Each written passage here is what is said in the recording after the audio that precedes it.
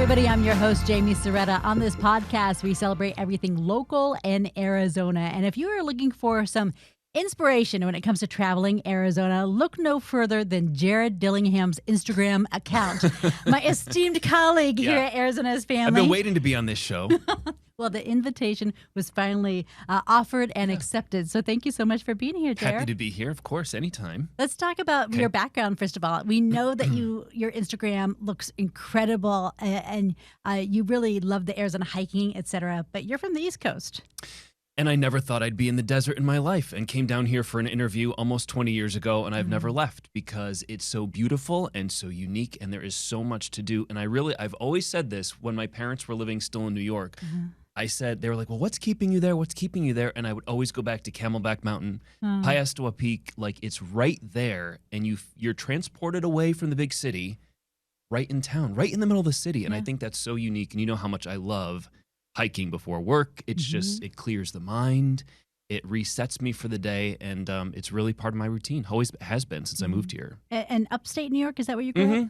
There's plenty of hiking up there too, granted. Did you hike there? Not as much. You know, my dad was always a hunter, and I'd go out with him walking in the woods once in a while, but I didn't really get into it till I moved here.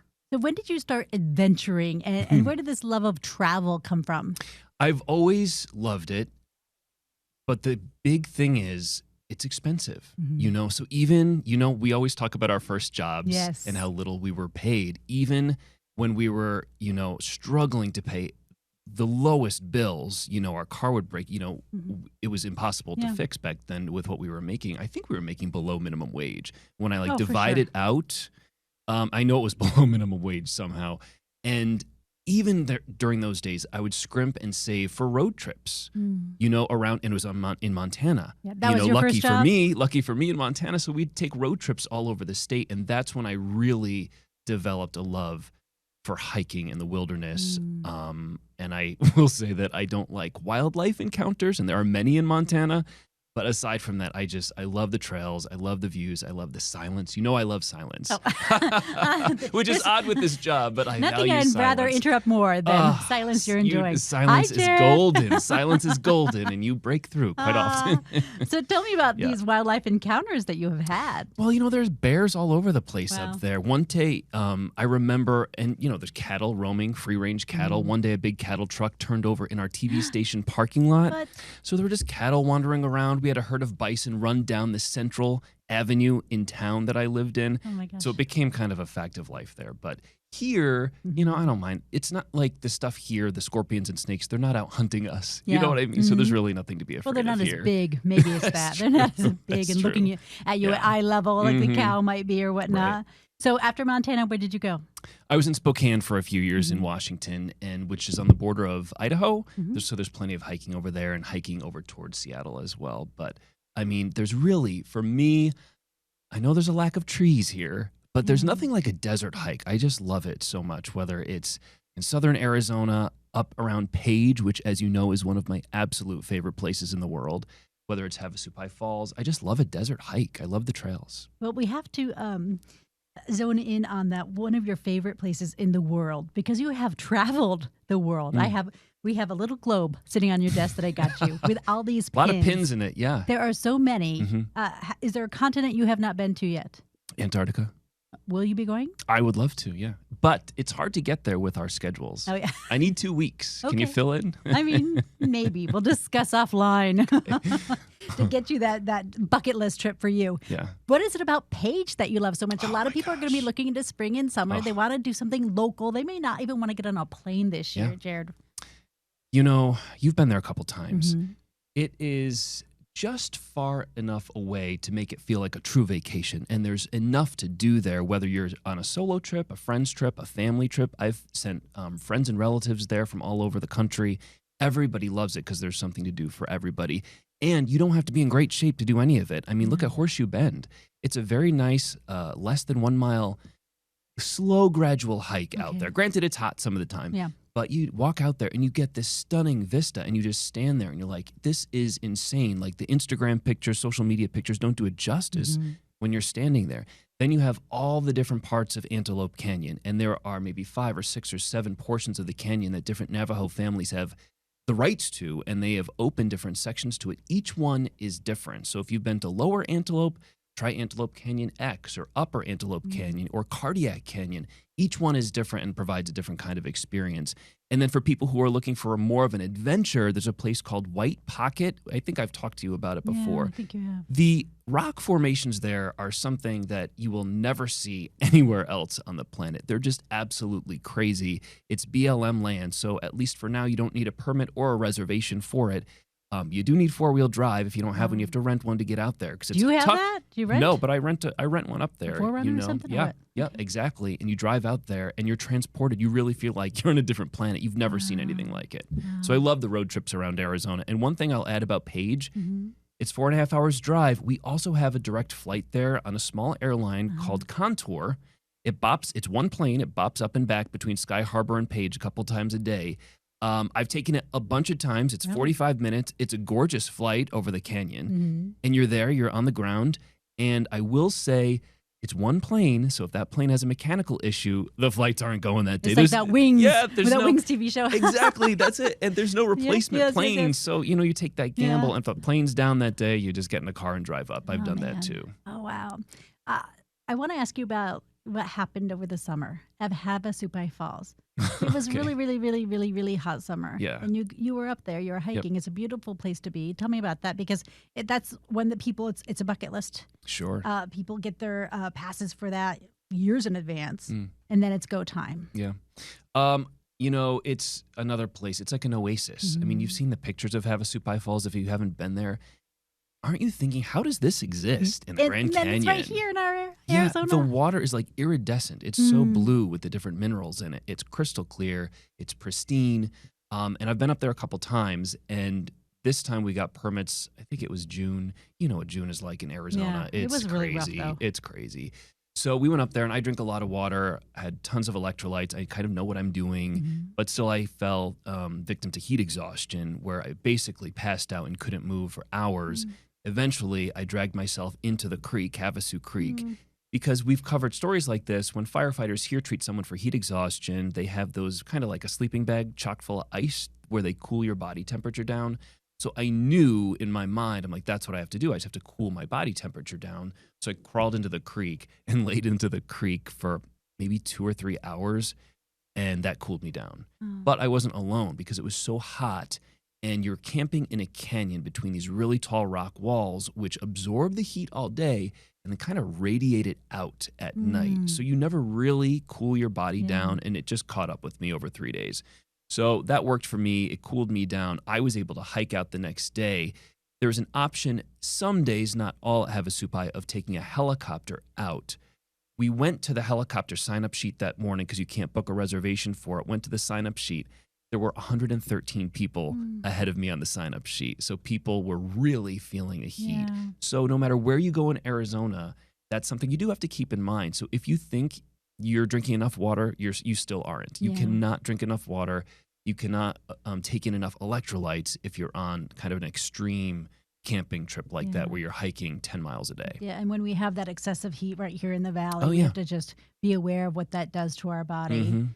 You and I like to joke about what the difference is in 4 hours for me and for you on a weekend. For me, 4 hours, I might stretch out. I want to turn on Good Morning Arizona, watch Kylie and Whitney. I might pen through my book. I look at Phoenix Magazine. You're out at brunch. You're out doing stuff. But in 4 hours, what has happened in your life? Well, from 4 hours from where we live, you can get anywhere in the state, almost anywhere in the state. And there are so many great road trips that I know you've been on many of them. But I have many more ideas for you. Ooh, good. You know, we're coming up on spring break time, March, April into May. Yeah. Perfect weather statewide to travel on these road trips. So, okay, take me on a road trip. Well, I did a big loop Yes. when was that? Maybe September into October. It was in October. Was this over 3 days? I want to say 4. Okay. Yeah, I think they gave me 4 days off. So I wanted them to make the most of it. How many cities were you in each day, really? It was too much to truly enjoy everything, but I felt really accomplished because these were all places that I've never really spent much time in, but I've always looked at them on my list. So we have this website now, ArizonaDetours.com.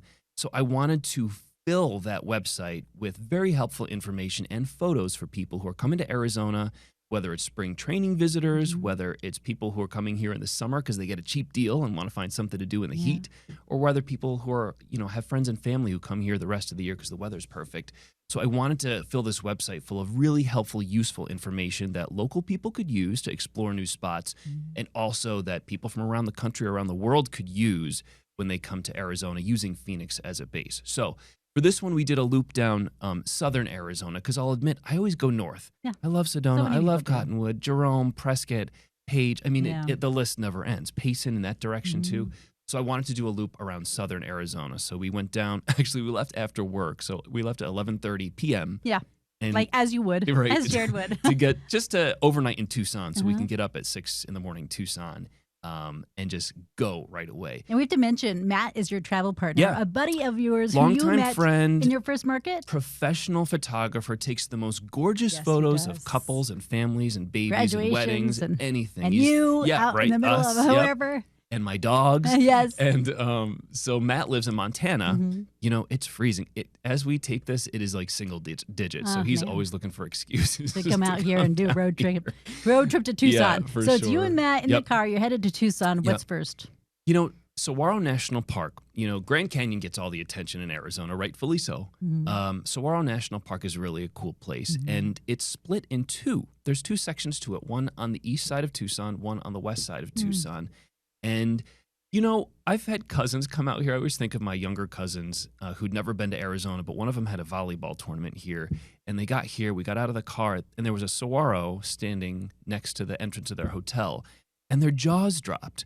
We're used to them. We kind of take them for granted. They're like, whoa. They're like, they've never seen anything like that. They were all taking photos next to it. They're like, we got to go to Saguaro National Park. If you think this is great, I got like thousands of them down south. So, you walk through Saguaro National Park. It's cool for us to see. It's a forest of these giant saguaros, and you see, you learn about how long it takes for a saguaro to grow, like 100 years. Some of them are 200 years old. There are thousands of them. The views are great. The hiking trails there are very manageable, so anyone could go on them. So I think Saguaro is a great place to go through. There's petroglyphs. You could learn about the indigenous people who lived here so long ago as well. So I would say Saguaro National Park is a great first stop. Have you been to Kartchner Caverns? I have not been in there. Nicole Kreitz is from Tucson and has always told me you got to go to Kartchner. It's really cool. I've been to caverns and caves before. This one was only discovered recently in 1974. Wow. Recent memory. Yeah, sure. And it was kept secret for a couple decades. It only became a state park in 1999. Oh my gosh. It's brand new, basically. And they have really preserved it. They've really preserved it. And even people who are into caves, this is the one that they want to come work at, because it's called a living cave. Like it's still growing. There's still water dripping down. There's still water forming stalagmites, stalactites, and all that stuff. Yeah. So, and it's 2.5 miles underground. Wow. And most of it's unexplored. And we, as members of the public, can explore about 1 mile of it. So you have to book a tour. So you're not in a little car. You're not on. You take a little cart up to it. Okay. And James, looking at the hill that it's under, it's just like a lump. It doesn't look like anything interesting. But these explorers who found it knew that the conditions were right in the terrain, that there was a cave somewhere. And sure enough, they were right. And they found this beautiful site. And they still go crawling. It's all lit beautifully for us. But the experts will go crawling through these tiny crevices on their hands and knees into the pitch black, not knowing what's ahead, to explore parts of this cave. God bless them. They have found giant ancient horses in there. One of these giant ancient sloths. The skeleton? Yes. Okay, not running around. What? Yeah, no. A giant ancient sloth, the remains of it. There's all this kind of crazy stuff. There's a bat that's in there that is dead. I think it's 10,000 years old, that's preserved, that became like part of the cave structure. It's really cool. So Kartchner Caverns is definitely something I would recommend kids and adults. Is that Tombstone? Why am I thinking of this? Yeah, Tombstone? it's on the way. Okay, yeah, it's about half an hour east of Tucson. Okay. So it's on the way to Tombstone, which is another kind of real quirky place. Isn't it though? It is. And my dad for years would beg me every time he came out. He's like, "We got to go to Tombstone. We got to go to." We went because he loves like the Wyatt Earp stuff. Yeah. And I think what's interesting about Tombstone is, first of all, it's all free. There's a big parking lot. You just park there and walk through this town, and you're transported back into like the 1880s. Yeah. It was a mining town, and at one point, it was one of the fastest growing cities in the entire West. Oh. But then the mines flooded. The town almost became a ghost town. But then a couple people had the idea, like, we should preserve this and turn it into an attraction. And that's what we can all go visit today. And there are a couple buildings, including the Birdcage Theater, right when you walk into town. That's an original. That was kind of like a 24/7 house of debauchery back in the day. Everything went. Big Nose Kate was in charge. For sure. And you can even walk around that building and see, I think there's 140 bullet holes in the building. Goodness gracious. That are preserved from back in the day. And the OK Corral is there. It's a replica, but it's right next to the original site. So it's cool to walk around. Yeah. And, you know, sometimes, let's be honest, some people in your group are not going to be interested in the Wild West. But there are breweries on site, wineries, coffee bars, restaurants. There's all kinds of stuff to keep people busy. Yeah, it's fun to explore. It is, and it's really quintessential Wild West unique. Yeah, I mean, you got at least once. Yeah. So after Tombstone, where'd you go on your loop? Well, you know, I love Bisbee, too. I always say, I wish Bisbee was an hour closer because I'd be there all the time. Yeah. I feel like I could live in Bisbee. Really? I love Why? it there. It's just a quaint, charming downtown. Everyone is so nice and welcoming. They have great restaurants. They have cool hotels. It's, you know, that was another town that almost vanished, you know, when the mines kind of pulled up and left. And I just love the way it's preserved. It's quirky. If, you know, they've got nightlife if you're into that. They've got all these weird, quirky events that go on all year.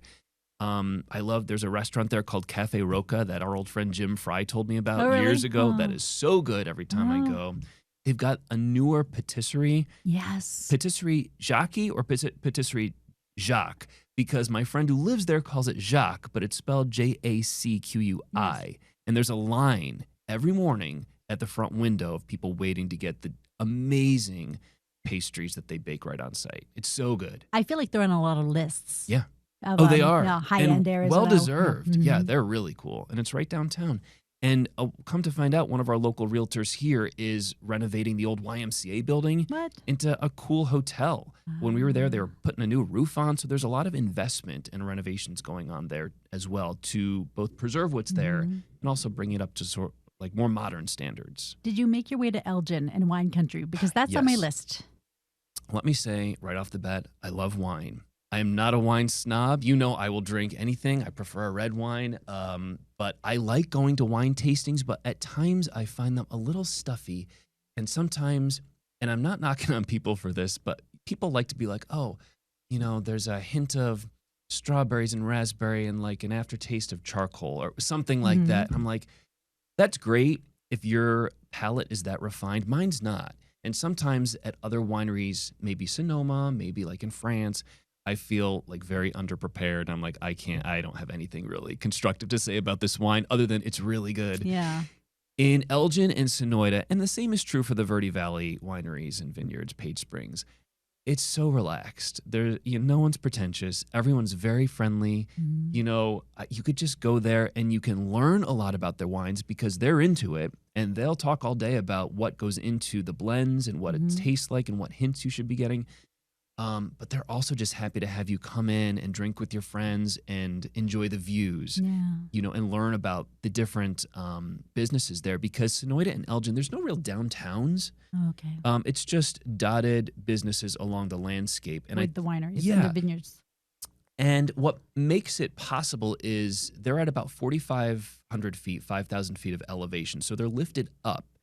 And the soil there is a mix of like volcanic and limestone. So the soil and the elevation make it possible to grow grapevines in the middle of the Arizona desert. It's crazy. It is crazy. But for 30 years, they've been doing it, and more of them keep establishing themselves, and they're all different. There's one called, I think it's Hops and Vines. It's run by a couple of sisters. It's very whimsical, the way it's set up. They have this cool outdoor patio, and they have some interesting food inside. They have another one called Rune, R-U-N-E Wineworks. Okay. It's off the grid. They're totally solar powered. Everything at the winery is off the grid. Oh and my it's right goodness. off the side of the highway. It's pretty cool. They have gorgeous sunset views. If you're up there or down there, I would definitely recommend Rune for a sunset view. They have Los Melix, which I believe is one of the newer ones, maybe 5 or 6 years old. That one of the original founders ran F&B in Scottsdale, the restaurant, and developed this winery called Los Melix. And it's very pretty. The architecture there is, I don't know what it's like. It looks very Icelandic. It's very like, it cuts through the landscape kind of. Wow. It's very industrial. It's very cool. And they just opened some casitas in the middle of the vineyards. But So this you is the could one, stay yes. there. And, there are patios, private patios on each one. So you just open the door and you're in the middle of the vineyard. It's really cool. I haven't Yeah. stayed there, but I'd like to next time we're down there. There's also Dos Cabezas. Yes. Tyson which- just went, our boss. Did he? Yeah. Uh-huh. What's Loves great it. about that, it's so relaxing. You go in there, they'll tell you all about their wines, but they also serve, they don't call them pizzas. They call it something fancy. Flatbread? But they're pizzas. Yeah. So it's really great. They have indoor, outdoor seating. It's Mm-hmm. just such a very relaxed destination, like 2.5 hours from Okay. Phoenix. I just love it. Ah. And I wish I discovered it sooner because it's a perfect trip with your friends or your partner or whoever you want to go with. I need to love schedule it. one of those Yeah. for the Southern Arizona trek. So are we heading north now? I want to mention one other Yeah. place that I don't think you've been to. Ooh. Chiricahua National Monument. Oh. Outside of Wilcox. Yes. So this is like far Mhm. southeastern Arizona. At some point, this will become another national park. Mm-hmm. A lot of our congressional delegations pushing for that, Yeah. but it takes both houses of Congress. It takes a lot of Yeah. work to get it done. And You they know move I've driven my little slow. car down there on those bumpy, bumpy dirt roads. I was going down there. So I have been very close to it. I don't know if I made it all the way out there, but I was Yeah. able to see them. And it's another place that, it's these really unique rock formations Mm-hmm. caused by volcanic activity so long ago. And the reason we all have access to it now is during the Great Depression, they created something called the Civilian Conservation Corps, where they sent out all these young men in their late teens, early 20s who didn't have jobs. They sent them out west to establish the trails and the buildings at a lot of our national monuments and national parks. And at Chiricahua, they basically built a trail system, a loop system through the park to allow you to get up close to these crazy rock formations that seem to jut. They're like towers that jut out of the soil. If you haven't seen it, I have a whole post on it on the website. It's beautiful. The hiking isn't difficult, but it's there's a payoff. I mean, it's something like I've never seen it anywhere before. And if you don't want to hike, or if you have somebody who's challenged in your group, they have viewpoints that you drive to as well. So when this does, right now, I think they get 60,000 visitors a year as a national monument. If it becomes a national park, it'll be, 1 million plus a year. So now's the time to go kind of explore that Arizona landscape before the rest of the country kind of finds out about it. Where the secret's out. Yeah, exactly. Okay. So I just want to follow along your loop that you went on 4 days. Yeah. After the Chiricahuas, where'd you go? Then we kind of we made our way back up, basically, toward the valley. We actually took a detour through Safford, and then we went over to Payson. We took the long loop. Why the big up and giggle? around. Why? Was that a mistake? Or was that no, just the way? No, it's just we had a little bit of extra time, so that's what we did. Oh, That's extra what we did. time. Yeah. Okay, and then did you make your way all the way up to sitting on the corner of Winslow, We did. Arizona? Yep. We went up there. I hadn't been to Winslow in years since I was there for work more than a decade ago. So, Winslow is, everybody's heard of it because of the song. It's a good day trip. I feel like maybe a lot of people who come to Arizona be like, oh, can we go to Winslow? Is that a real place? Yeah. You can go up there. But there are other things to do right next to Winslow because in town there's a couple restaurants, you take your picture on the corner. Yes, of course, clearly, hello. Right. And then there are a couple other things to do. You have Meteor Crater right down the I-40 from there. Have you been there? I don't think so. It's wild to go there. I mean, it's the best preserved meteor crater, at least in the country, if not the world. Wow. And, NASA sent their Neil Armstrong and Buzz Aldrin. They did their training there for the Apollo missions. It's cool the way that they have it set up with these visuals that explain how it happened. And then you could actually walk around part of the rim of the crater itself and look down into it. I think it's like the size, 20 football fields can fit inside it, so you can explore that for a little while. And then down the road from that toward Flagstaff is Walnut Canyon National Monument, which maybe people haven't heard of. It's another unbelievable hidden gem in Arizona. You basically go there and people lived there, I think 900 years ago, down the cliffs.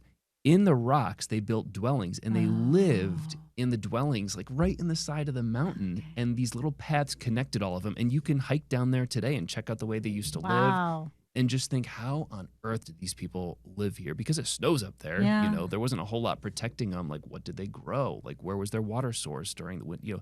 You think of all these things, and it's just another kind of great hiking opportunity up north. Excursion Yeah, there. so like I would say if you go to Winslow, Mhm. check out Meteor Crater, check out Walnut Canyon National Monument. There's Mm. plenty of stuff up there to do. Yeah. What is your favorite northern Arizona town? You know, I love Sedona. Yeah. But that's like the obvious answer, Yeah. just because, you know, when people come here and only have a couple days, they want to go to the Grand Canyon.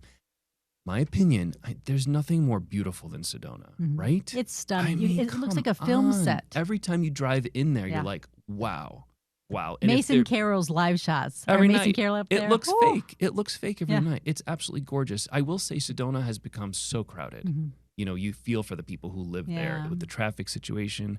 But, you know, the restaurants they have, the hiking trails they have Mm-hmm. stuff. It's just a favorite place for sure. So I won't say Sedona because that's Yes. the obvious answer. I'll say Page. Yeah, I love get it back up to there. Page. Small town. Uh-huh. There's so much to do. You know, you could check out the dam. You could check out Lake Powell. That's right there. I still haven't been on a houseboat. Have Oh, you? really? Summer Love plans. to do that. I'd love to do that Summer up there too. plans. But you know, Flagstaff Yeah. is so much. Lowell Observatory. Have you been- Flagstaff is growing up. It I think of is. Flagstaff when I was a kid. Oh man, it is a big city and it is Yeah. sophisticated too. Have you been to the lava tubes or the lava No. caves? No, where's That's that? pretty cool too. Right outside of Flagstaff Huh. in the forest, Coconino National Forest. There's like a nondescript opening in the ground. It looks like some boulders. You scramble down with Mm-hmm. a headlamp on, pitch black inside. It's 40 degrees in there year round, so it's cool in the summer, warmish in the winter. Yeah. And you can like walk a mile back inside this lava tube that was created by volcanic activity millions of years ago. It's crazy. So you kind of brush by Arizona Detours, but as you do your travels, you are documenting. Yeah. You are you and Matt's taking beautiful photos at the crack of dawn, because you have these Instagram worthy photos where you see the Instagram versus reality, Yeah. where there might be a ton of people. Yeah. How do you get those perfect photos taken? There's something to be said for, what is it, when they call it the perfect glow? Oh, the magic hour. The magic hour. Yeah. 7 o'clock or whenever sunset happens to be Mhm. right around sunset. That's like the perfect time. It's also perfect at sunrise. Mhm. That's when no crowds are there. But, you know, you got to get up early. And that's what you do, don't Yeah. you? Sometimes, depending on the situation, we get up early to get that perfect kind of light. And also, people think when you talk about photography, Matt's worst enemy is the sun. A Mhm. cloudy day is perfect because it's Mhm. nice, even lighting. You know, sunny days, it's hard to take pictures outside, Yeah, even too of our bright sometimes. landscapes. If it's a nice cloudy day, we love the clouds in the summer. Every day it's Yeah. cloudy, we're like, oh, the clouds are here. It's a little cooler, right? But the clouds are a photographer's friend. What do you think about moving into spring and summer Mm. with travel into Europe, travel abroad? Where are people asking you about with trips? Any sage advice that you have for us? Well, unfortunately, there's some over-tourism in parts of Europe, and some folks there don't want us anymore. Like the people of Barcelona Yeah. are sick of the number of tourists coming from the United States and all over the world. There were some protests about that last year in June and early July when tourism numbers spike. A lot of cities in Europe are limiting cruise ship docking, like Santorini. They're limiting the number of ships. Amsterdam is in the process of banning cruise ships from docking in the center part of the city at all. You can't dock a cruise ship right in the central part of Venice anymore. Barcelona is restricting cruise ships as well. So we're going to see some more restrictions come into place because while these countries and cities need tourism economically, they have to strike the right balance because you don't want to go to a place that's jam-packed because it takes away the experience for you too, who spent all this money to go over there. So my advice for summer travel in Europe is I have a couple pieces of advice. First of all, try to go in August, if not September. September is my favorite time to travel. The weather's perfect. You know, I get it. Kids are in school in September. So for parents, it's not realistic. But someday you'll be an empty nester and you can travel in September. Plan for them. Yeah. So travel in September because prices will go down too. Even last year, prices were so high in June, but by August, they were hundreds of dollars cheaper. And by September, they were even lower than that. So I would say try to aim for the second half of the summer because June is so crowded abroad. Also, remember, it's summer here. It's winter in the southern hemisphere. So you could find deals in South America, like Chile, Buenos Aires. Argentina is in 50s or 60s, so nice to walk around there. And prices are cheaper there in the summer because it's their winter. Yeah. So I would say look at the southern hemisphere. And I'd also say get a map out of Europe and look around because you might not even think of some places that I have had wonderful times in. Like everybody wants to go to Croatia. We found a really inexpensive flight to the capital of Slovenia, which I think is pronounced Ljubljana. And it's right north of Croatia. So we flew there. Slovenia is gorgeous on its own. Rented a car, drove down through Italy into Croatia, and then back up. And we spent like half the money we would have if we'd tried to fly into like Dubrovnik. You know what I mean? So get out a map of Europe and check to see flights to different cities. Like, for instance, actually, I'll tell you, this summer, we just booked a trip to Milan, Italy. Italy's amazing, but I don't want to go to Milan. But it's right on the border of Switzerland, so maybe we'll drive up and we don't know what we're doing, but I know I found a cheap flight to Milan. So I'm like, that's cheap, I'm booking it. So we're going to probably drive to Switzerland to hike or maybe take the train. Italy's full of trains, Spain, all these countries are full of trains. We'll take the train from Milan over to maybe Verona or to one of the lakes up north or something. We don't know what we're doing, but we did jump on that cheap flight as soon as we saw it. So when you say cheap, what do you mean? I would say this summer, if you see anything under $1,000 round trip from Phoenix, that I would snag as soon as possible. Because by June, that's going to go up to minimum $1,500, $1,600, $1,700. What about driving in another country? I feel like I'd be like Mrs. Toad's Wild Ride. Well, it's different. One of our friends was just in New Zealand where, they drive on the opposite side of the road there. She said, I didn't even try. And I've been to the UK a couple times. Because of the roundabouts there, because there's roundabouts. There's Big Ben. And I know people say once you do it, you'll get the hang of it pretty quickly. I'm very nervous. I don't know if I should tell you this, but tell me. I'm a little nervous to rent a car in Spain right now because I got a ticket there last time that I tried to pay. Criminal. I know.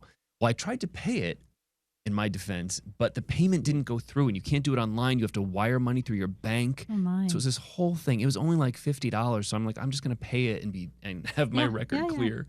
And it didn't go through. So I have probably a warrant or something. Next time I go to rent a car there, I'm nervous about it. Ty is even more nervous about it. So I don't know. No. I'm a little bit Spain's off nervous the list for now. But France is very easy. We drove up along the beaches of Normandy. Like that was amazing.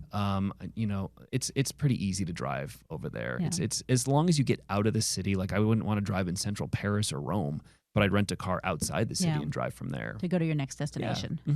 For sure. You started doing your travel segment about when no one was traveling. Yeah. During COVID. Tell me about that here at AZfamily. We were in a dark time. Do you remember? Yeah. I mean, for that, I don't think we saw each other for a year in 2020. It was very dark. It was the dark days at Arizona's Family.